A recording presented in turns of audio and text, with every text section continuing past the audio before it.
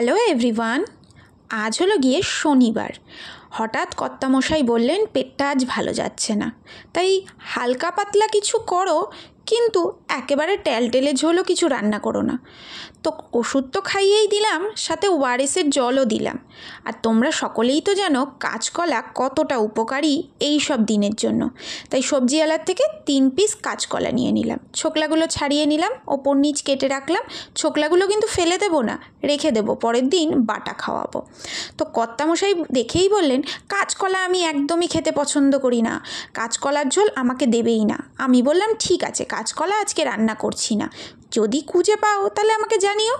আরে বাবা, কোপ্তা রান্না করব, খুঁজে পেলে তো? দেখো আলুগুলোও পিস পিস করে কেটে নিয়েছি, আর বাটার জন্য নিয়ে নিয়েছি গোটা জিরে, আদা আর কাঁচা লঙ্কা। পেট খারাপ তো বেশি কিছু দেওয়া যাবে না।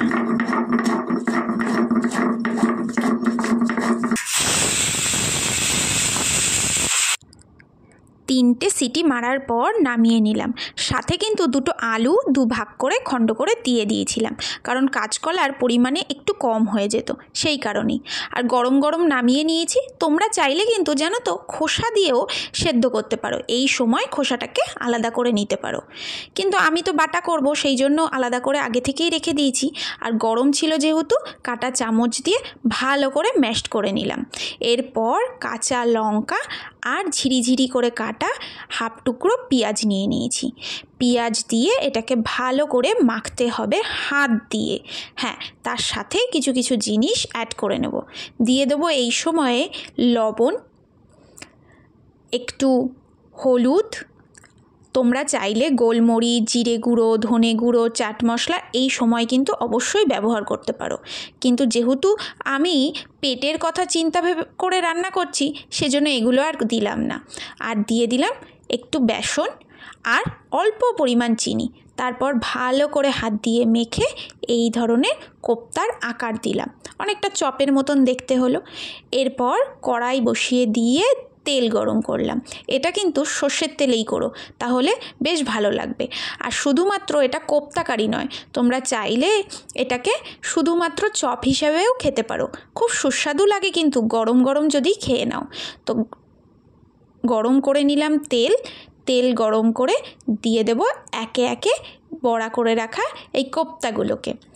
আর এই রান্নার সময় আমার সাথীকে জানো, গল্প গো, আমি গল্প পড়তে খুব ভালোবাসি, কিন্তু সময় যেহেতু হয় না, শুনতে অসুবিধা কী, তাই বিভিন্ন লেখকের গল্প, কখনো বা আশাপূর্ণা দেবী, কখনো মহাশ্বেতা দেবী, কখনো শরৎচন্দ্র, কখনো বা বিভূতিভূষণ, তাই ইউটিউবটাকে ব্যবহার করে ফেলছি এইভাবেই। আর গল্প শুনতে শুনতে দেখো গোল্ডেন ব্রাউন করে মোটামুটি এক পিঠ ভাজা হয়ে গেছে। এইভাবে দু পাশটা ভালো করে ভেজে নেব একে একে। আর এই ভাজা শেষ হলে ভালো করে তেল ছাড়িয়ে উঠিয়ে নেব। দেখো এইরকমভাবে গরম গরম খেতে কিন্তু দারুণ লাগে। আর আমি বাকিগুলোকেও দিয়ে দিলাম ভাজতে। এরই মাঝে 2-3টে কিন্তু মুখে মুখেই উঠে গেছে। আর আলুগুলোকে এরপরে ভেজে নেব, যেহেতু আমি কারি করব, তাই এইরকমভাবে আলুগুলোকে কেটে নিয়েছি। আর বেটে নিয়েছিলাম, দেখতেই পেয়েছিলে, গোটা জিরে, কাঁচা লঙ্কা আর আদা, আর কিছুটা পেঁয়াজ আমি রেখে দিয়েছিলাম।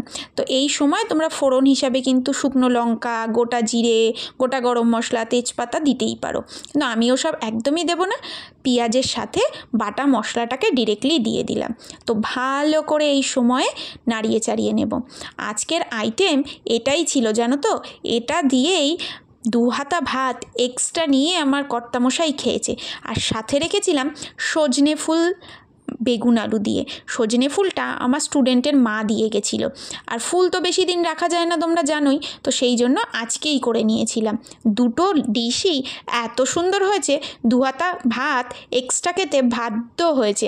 তোমরাও বাড়িতে ট্রাই করো। আর ছোট বাচ্চা যারা আছে, যারা কাঁচকলা বা অন্যান্য সবজি খেতে পছন্দ করে না, তাদেরকে কিন্তু এভাবে খাইয়েই দিতে পারো। তো আমি একটু ধনের গুঁড়ো দিয়ে দিচ্ছি এই সময়। তো যেহেতু অন্য কোনো মশলা দেবো না, আর জিরেটাকে বেটে দিয়েছি, তাই অল্প ধনে দিলাম, আর দিলাম একটু হলুদ গুঁড়ো। ভালো করে এই মশলাটাকে কষিয়ে নিয়ে অল্প পরিমাণ জল দেবো, কারণ শুকনো মশলা দিলে তোমরা প্রত্যেকেই জানো একটু ধরা ধরা মতন হয়ে আসে। যেহেতু পেঁয়াজ দিয়েছি, ওটাকে ভালো করে ভেজে নেওয়ার জন্য এরপর দিয়ে দেবো জল।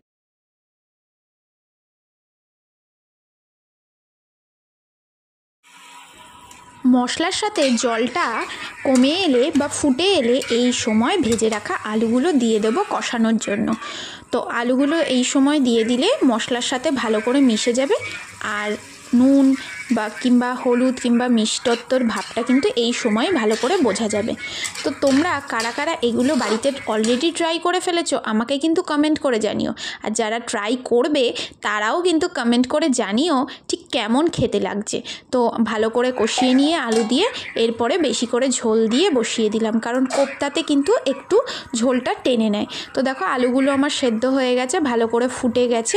এরপর একে একে ভেজে রাখা কোপ্তাগুলোকে আমি এর মধ্যে দিয়ে দেবো। একটু ফুটিয়ে নিয়ে দুপাট ভালো করে চুবিয়ে নিয়ে আমি কিন্তু তুলে নেব। তো তোমরা কিন্তু অবশ্যই কোপ্তাগুলোকে বেশিক্ষণ ফোটাবে না, তাড়াতাড়ি তুলে নেওয়ার চেষ্টা করবে। আর এই সময় তোমরা কিন্তু নামানোর আগে গরম মশলা আর অল্প পরিমাণ ঘি দিয়ে নামাতে পারো। আজ আমার সে ভাগ্য নেই, আর চাইলে তোমরা ধনেপাতাটা ব্যবহার করলেও করতে পারো, কিন্তু আমি তো কিছুই দেবো না, একেবারে হালকা পাতলা রান্না করেছি, কিন্তু একেবারে কাঁচকলার ঝোলও করিনি। দেখো কি সুন্দর দেখতে হয়েছে। তোমরা কিন্তু চাইলে কারি বানিয়ে ওপর থেকেও কোপ্তার ভাজা অবস্থায় দিতে পারো। বরের কথাও শোনা হলো, এদিকে সুন্দর একটা ডিশও রান্না হলো পেটের কথা ভেবে।